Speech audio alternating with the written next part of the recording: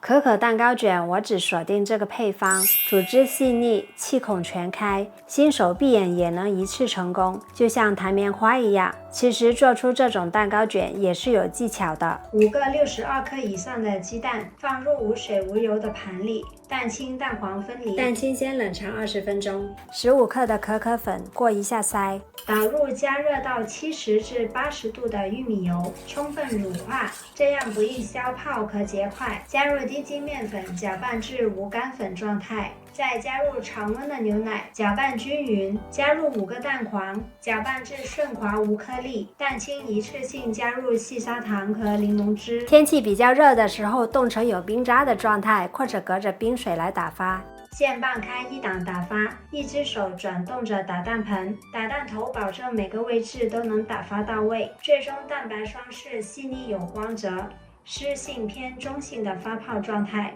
可以拉出这种有弹性的尖角。蛋白霜倒扣过来也是不会掉下来的。取1/3的蛋白霜和蛋黄糊混合均匀，再倒回去蛋白霜里面。先用蛋抽轻柔的混合均匀，再用刮刀抄底翻拌均匀。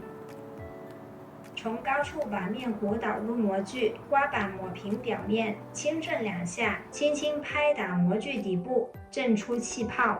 烤箱提前预热。最后5分钟旋转烤盘，出炉后尽快放到网架上面晾凉，晾凉后掀开油布4周就是完美的毛巾面了。一边抬高一些，轻轻压下去，边提边往前面卷，放入冰箱冷藏定型30分钟。切块也是有小技巧的，刀具先加热一下，切面会更加平整，也没有蛋糕碎屑，表面不开裂，蛋糕体非常松软，不加奶油也很好吃。喜欢就赶紧收藏起来吧，等你们来交作业。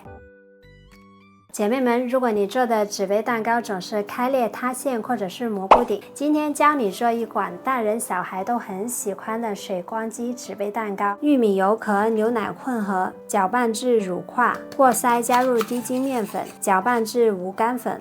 3个冷藏过的鸡蛋，蛋清和蛋黄分离，蛋黄加入到面糊里，搅拌至丝滑有堆叠感。蛋清冷冻20分钟，可以直接用这种小纸杯，也可以把纸托放到纸杯里面。蛋清加入柠檬汁和细砂糖，先开低速打至糖融化，转高速打发至蛋清出现纹路，再转低速整理蛋清，打发至提起来有这种长尖角的状态。手动多搅拌几次，把边缘和底部的面糊搅拌一下。取1/3的蛋白霜加入到蛋黄糊里，大致翻拌，再倒回去剩余的蛋白霜里，搅拌均匀，用刮刀整理一下。面糊大约挤入8分满就可以了，用牙签或竹签划几圈，震2下排气。烤箱提前预热，温度我已经打在屏幕上了。这个配方可以做13至14个。出炉后无需倒扣放凉，每一个都不溃缩不开裂，水光肌超漂亮。想要再可爱一点，可以烙个印，印章放在火上面烧大约50秒，烧一次就可以全部印完了，不用加水果奶油，装饰也很好看。制作的要点已经打在屏幕上了，赶紧给家里的孩子安排起来吧，期待你们的作业。